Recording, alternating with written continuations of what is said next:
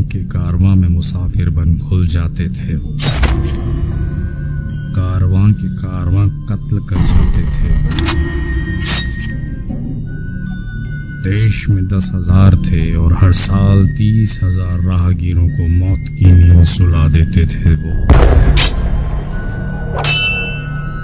काली पे अखंड भक्ति थी उनकी